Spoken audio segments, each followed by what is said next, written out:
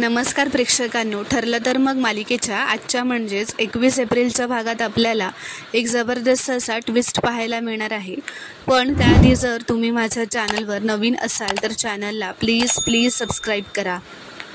तर प्रेक्षकांनो, आता आपण पाहतो की सायली व अर्जुन आपल्या खोलीत आलेले असतात. सायलीचा खूपच संताप होत असतो. तिला प्रियाचा खूप राग आलेला असतो. ती म्हणते, आणखी किती काळ आपण प्रियाला सहन करायचंय? तर अर्जुन म्हणतो, प्रियाचं हे वागणं आपल्यासाठी नवीन आहे का? तुम्ही शांत व्हा आणि बसा, मी तुम्हाला पाणी आणून देतो. तर आता अर्जुन सायलीला पाणी देतो. आता अर्जुन असं म्हणतो की प्रियाचं हे सगळं फक्त थोडे दिवस आणखीन सहन करा, कारण मी जेव्हा तिला पुराव्यांसोबत पकडेन ना, तेव्हा ती फक्त घराबाहेर जाणार नाही तर जेलमध्ये जाणार आहे. आणि तेव्हा घरात सगळ्यांनाच कळेल की त्यांनी घरी सून नाही तर साप आणलाय. तर आता इथे दुसरीकडे अश्विन आणि प्रियाच्या खोलीत. आता अश्विन खोलीत येऊन खूपच रागा करत असतो. तो प्रियाला असं म्हणतो, दादाने तर आता हद्दच केली आहे आणि तू सुद्धा मधुभाऊंना का प्रोटेक्ट केलंस? अगं बोलू द्यायचं होतं ना पोलिसांना. तर प्रिया म्हणते, अरे घरच्या गोष्टी अशा चव्हाट्यावर मांडायच्या आहेत का? तर अश्विन म्हणतो, घरच्या गोष्टी म्हणजे? मधुभाऊ केव्हापासून आपल्या घरचे झाले? उलट सगळ्यांना कळू द्यायचं होतं की ही चोरी मधुभाऊनीच केली आहे. इथे अर्जुन आता असं म्हणत असतो सायलीला, जेव्हा तुमच्याबरोबर तुमच्या बाबांवरती संकट येतील तेव्हा मी माझी तलवार काढणारच आहे. तर आता अर्जुन व सायली आश्रमात जायला निघतात. तर आता इथे प्रिया अश्विनला म्हणते, अश्विन, अरे कितीही झालं तरी मी लहान असताना मधुभाऊनेच मला आसरा दिला, मोठं केलं. मग आपण त्यांची चोरी माफ नाही करू शकत का? तर अश्विन म्हणतो, अगं तुझ्या इतकं मोठं मन माझं नाही आहे. दादा तुला इतके टोमणे मारतो, इतकं तुला बोलतो, तरी तू त्याला माफ करून टाकलंस? तर आता प्रिया अश्विनला मिठी मारल्यावर मनातच असं म्हणते, माझं नशीब चांगलं आहे म्हणून आज हा ड्रामा मला करता आला. म्हातारा घराबाहेर नाही गेला म्हणून काय झालं? तो आता खचून रडत बसला असेल आणि आश्रमात जायचं कॅन्सल झालं असेल. तर आता इथे दुसरीकडे अर्जुन, सायली, मधुभाऊ व चैतन्य आश्रमात आलेले असतात. इथे प्रिया तिच्या खोलीत म्हणत असते, बसलेली असते. म्हणते, म्हातारा आता काय आश्रमात जात नसतो आणि अर्जुनने परत प्लॅन केलाच तर तेव्हा काहीतरी वेगळा ड्रामा करता येईल. पण आजचा विजय सेलिब्रेट करायलाच हवा. एक मस्तपैकी कॉफी प्यायला पाहिजे. तर आता प्रिया किचनकडे येते आणि विमलला कॉफी करायला सांगते. तर विमल हो असं म्हणते. प्रिया आता डायनिंग टेबलवर बसलेली असते. ती विचारते, हे काय आज घरात एवढा शुकशुकाट काय? तर विमल म्हणते, पूर्णही त्यांच्या खोलीत आहेत आणि सायली, अर्जुन कुठेतरी बाहेर गेलेत. तर प्रिया विचारते, मधुभाऊ पण गेलेत का त्यांच्यासोबत? तर विमल म्हणते, नाही ते नाही माहिती. तर प्रियाच्या चेहऱ्यावर आता टेन्शन आलेलं असतं. ती मनातच म्हणते, अरे देवा, इतकी मेहनत करून सुद्धा हे तिघं आश्रमात गेले की काय? तर आता ती धावतच मधुभाऊंच्या खोलीत येते व म्हणते, हा म्हातारा तर गायब आहे, म्हणजे नक्कीच अर्जुन आणि सायली मधुभाऊंना घेऊन आश्रमात गेलेत. तर आता प्रिया तिची बॅग घेते आणि धावतच घराबाहेर जायला निघते. विमल तिला थांबवायचा प्रयत्न करते, पण प्रिया काय थांबत नाही, ती निघून जाते. तर आता त्या आश्रमात आल्यावर मधुभाऊंना आश्रमाच्या सगळ्या जुन्या आठवणी आठवलेल्या असतात. तर आता मधुभाऊ त्या आश्रमाच्या पायरीला नमस्कार करतात आणि आत चालत येतात आणि त्या सगळ्या जुन्या आठवणी, त्या आश्रमात घालवलेले सगळे क्षण त्यांना आठवू लागतात. तर आता प्रियासुद्धा आश्रमाजवळ पोहोचलेली असते. ती काही झाडांच्या मागे लपूनच ह्या सर्वांना बघत असते. तर आता अर्जुन, सायली पुढे येतात. मधुभाऊंना विचारतात, तुम्ही ठीक आहात ना मधुभाऊ? दडपण नाही ना घेतात? तर मधुभाऊ म्हणतात, नाही. आपण आता आज जाऊयात का? तर अर्जुन म्हणतो, आत्ता नाही मधुभाऊ, पोलीस आल्याशिवाय आपण आत नाही जाऊ शकत. आत गेल्यावर मात्र त्या रात्री काय काय घडलं होतं हे डिटेल्समध्ये सांगा मला, मी ते रेकॉर्ड करणार आहे. तर आता सायलीलाही आश्रमातल्या सगळ्या जुन्या आठवणी आठवलेल्या असतात. सायली ही हे सगळं आठवत असते. तर आता पोलीस आलेले असतात. चैतन्याला पोलिसांसोबत चैतन्य आत जातो. अर्जुन मधुभाऊंना म्हणतो, मधुभाऊ तुम्हाला हवं तर तुम्ही थोडा वेळ इथे बाहेरच थांबा. चैतन्य आतमध्ये व्हिडिओचं सेटअप लावतोय. तर आता मधुभाऊ आणि सायलीला ते दिवस पुन्हा आठवलेले असतात, जेव्हा मधुभाऊंवर खोटा खुनाचा आळ घेतला गेलेला असतो आणि त्यांना जेलमध्ये न्यायला पोलीस आलेले असतात आणि वात्सल्य आश्रमाचा बोर्ड काढून टाकून सगळ्यांनाच आश्रमातल्या लोकांना आश्रम सोडावं लागलेलं असतं. ते आठवून सायली व मधुभाऊंच्या डोळ्यात पाणी आलेलं असतं. तर आता मधुभाऊ एका ठिकाणी जाऊन बसतात. सायली म्हणते, मधुभाऊ तुम्ही या सगळ्याचा तुमच्या तब्येतीवर परिणाम होऊ देऊ नका आता. तर मधुभाऊ अर्जुनला म्हणतात, जावई बापू, तुम्ही मला या केसमधून सोडवण्याचा विडा उचललात खरा, पण एक सांगतो, माझं काय व्हायचं आहे ना ते होऊ द्यात. फक्त माझं हे घर वाचवा. प्रिया म्हणतच असते आता मनातच की काय बोलतायत हे, काहीही ऐकायला येत नाही आहे इथून. आता अर्जुन मधुभाऊंना म्हणतो, तुम्ही आणि तुमचं घर दोन्हीही वाचणार आहे मधुभाऊ. तर आता मधुभाऊ म्हणतात, तुमच्या बायकोचं माहेर आहे होय. तिने आणि कुसुमने हे घर उभं करण्यासाठी खूप कष्ट उपसलेत. तर आता सायली मधुभाऊंना मिठी मारून त्यांच्या जवळच खाली बसते. मधुभाऊ म्हणतात, लग्न झालेल्या मुलीचं माहेर तुटू नये असं म्हणतात आणि अशा पद्धतीने तर नाहीच नाही.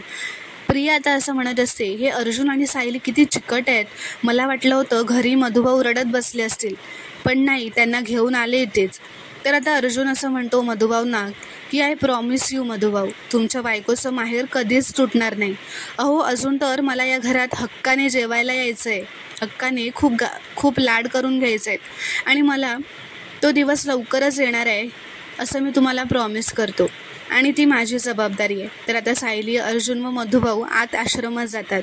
तर आता आत आल्यावर सुद्धा मधुभाऊ आणि सायलीला सगळ्या जुन्या त्या घरात घालवलेल्या आनंदाचे क्षण, सगळ्या आठवणी आठवू लागतात. तर आता प्रिया इथे बाहेर ते आत गेल्यानंतर उभी राहते आणि म्हणते की हे तर आत गेले, आत जाऊन काय करतायत, काय बोलतायत काहीच कळणार नाही.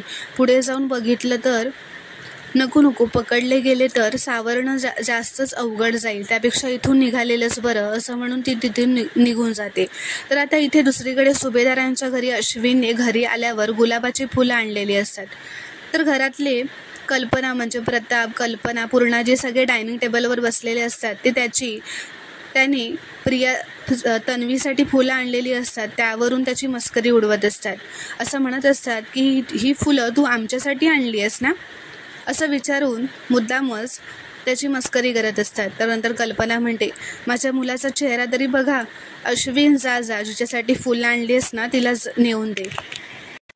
तर आता अश्विन तन्वीला हाक मारत त्यांच्या खोलीत येतो, पण प्रिया मात्र खोलीत नसते. तो म्हणतो, कुठे गेली असेल ही. आता इथे दुसरीकडे मधुभाऊ एका सोफ्यावर येऊन बसतात व म्हणतात, त्या भयानक रात्री मला इथूनच फरफटत नेलं होतं, त्यानंतर मी माझं घर आज प्रथमच बघतोय. तर आता सायली खाली बसते, मधुभाऊंच्या बाजूला बसते व म्हणते, मधुभाऊ आज आपल्याला त्या रात्रीच्या आठवणी पुन्हा काढायच्या, पण आपल्या कुठल्याही आधीच्या आठवणी आणि भावना आड येता कामा नये. मला माहिती आहे तुमच्यासाठी हे सगळं किती कठीण आहे, पण आपण हे जर केलं नाही तर सत्य जगासमोर कसं येणार मधुभाऊ. आणि आपण हे सगळं आपल्या घरासाठीच तर करतोय ना, तुम्हाला पुन्हा तुमच्या माणसांबरोबर राहता यावं म्हणून करतोय. तर आता सायलीने समजावल्यावर मधुभाऊ म्हणतात, मी नाही शांत बसणार, जे आवश्यक आहे ते सगळं मी करणार. तर अर्जुन विचारतो, ठीक आहे मग आपण आता सुरू करूयात का मधुभाऊ. तर मधुभाऊ हो म्हणतात, मी तयार आहे. तर इथे दुसरीकडे अश्विन पुन्हा आता बाहेर येतो, त्याच्या खोलीतून डायनिंग टेबलजवळ येतो व सगळ्यांना विचारतो की तन्वी आमच्या खोलीत नाही आहे, कुठे गेली आहे ती. तर कल्पना म्हणते, काही माहिती नाही रे, मगाशी तर ती तिच्या खोलीतच होती. तर विमल म्हणते, अश्विन दादा, तन्वीताई मगाशी घाई गडबडीत बाहेर निघून गेल्या. तर अश्विन म्हणतो, कोणाला काहीच न सांगता गेली का ती. तर पूर्णाजी म्हणते, नाही आम्हाला तर काहीच सांगितलं नाही आहे. तर प्रताप म्हणतो, अरे असं कसं केलं तिने अश्विन, तुलाही तिने काही सांगितलं नाही आहे का. तर अश्विन म्हणतो, नाही, पण आता ना अश्विनला घरच्यांसमोर तन्वीला वाईट दाखवून द्यायचं नसतं म्हणून तो खोटं नाटक करतच असं म्हणतो. फोन काढतो त्याचा व म्हणतो, अरे हा बघा, तिने तर मला मेसेज केला होता की ती कॉलेजच्या कुठल्या तरी मैत्रिणीसोबत बाहेर गेली आहे असं तो नाटकच करत म्हणतो व तन्वीची चूक मागे सारतो, तिला सांभाळून घेतो. पूर्णाजी म्हणते, असं कसं रे तू अश्विन. तर अश्विन आता असं म्हणतो की मी कामाच्या व्यापात मेसेज बघायलाच विसरून गेलो. तर आता अश्विन मनातच असं म्हणतो, मी आता खोटं बोलून तन्वीची बाजू सावरून घेतली खरी, पण तिला आता समजवायला हवं की असं न सांगता कुठेही बाहेर जायचं नाही. तर आता इथे दुसरीकडे अर्जुन मधुभाऊंना म्हणतो, तुम्हाला त्या रात्रीबद्दल जे आठवतंय ना ते सगळं मला सांगा. तुम्हाला वाटलं की ते इम्पॉर्टंट नाही आहे तरी पण मला सांगा. चैतन्य म्हणतो, मधुभाऊ अगदी नजरेतून सुटलेली छोट्यातली छोटी गोष्ट पण सांगा, कदाचित आपल्याला खूप महत्त्वाची ती ठरू शकते. तर अर्जुन म्हणतो, तुम्ही जसं ती गोष्ट सांगाल आपण ती इथे परफॉर्म करून बघणार आहोत, म्हणजे एखादी गोष्ट मिस झाली तरी परफॉर्म करताना आपल्याला क्लॅरिटी येईल. मधुभाऊ म्हणतात, बरं कुठून सुरुवात करायची. तर अर्जुन आता चैतन्याला व्हिडिओ स्टार्ट करायला सांगतो. तर आता मधुभाऊ सांगायला लागतात की मी जेव्हा आश्रमाबाहेर बाहेर आलो तर बघितलं की दार सत्ताड उघडं होतं. मग मी आत आलो. दरवाजावर आल्यावर बघितलं तर कमालीची शांतता होती. पेपर पात्र सगळीकडे पसरलेले होते. तेव्हा आतल्या खोलीतून मला कसला तरी आवाज आला. मी दचकलो. माझ्या हातातल्या पिशव्या खाली पडल्या. मग मी धावतच येऊन त्या खोलीच्या उंबरट्यापाशी थांबलो. तर अर्जुन विचारतो, मग तिथे काय चालू होतं? तर मधुभाऊ म्हणतात, आतमध्ये त्या खोलीत साक्षी शिखरे आणि विलास आश्रमाचे कागदपत्र चाळत होते. मला बघताच ते दचकले. मी यावेळी येईन अशी त्यांची अपेक्षा नव्हती बहुधा. एकमेकांनी कुजबुजावं एवढ्या अंतरावर ते उभे होते. त्याच वेळीच माझ्या लक्षात आलं की विलास साक्षी शिखरेला पूर्वीपासूनच ओळखतोय आणि विलास हा महिपत शिखरेचाच माणूस आहे. तर सायली म्हणते, मग तुम्ही हे त्याला विचारलं नाही का?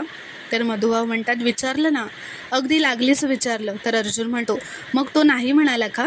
तर मधुभाऊ म्हणतात, मगरूटपणे लगेच हो म्हणाला.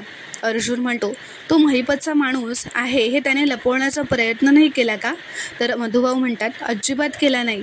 उलट त्याने मुद्दाम मला सांगितलं की मी महिपतचाच माणूस आहे. ते ऐकताच मला राग आला आणि मी त्याची कॉलर पकडली डाव्या हाताने आणि त्याला सांगितलं, आत्ताच्या आत्ता घराबाहेर पड, नाहीतर परिणाम वाईट होतील. मग त्याने माझा हात झटकला आणि मग एखाद्या गुंडासारखं माझ्याजवळ आला आणि मला जोरातच ढकलून दिलं. तर अर्जुन म्हणतो, त्याने तुम्हाला ढकललं तेव्हा तुम्ही कुठे उभे होतात आणि त्याने तुम्हाला एक्झॅक्टली कसं ढकललं हे मला सांगाल का?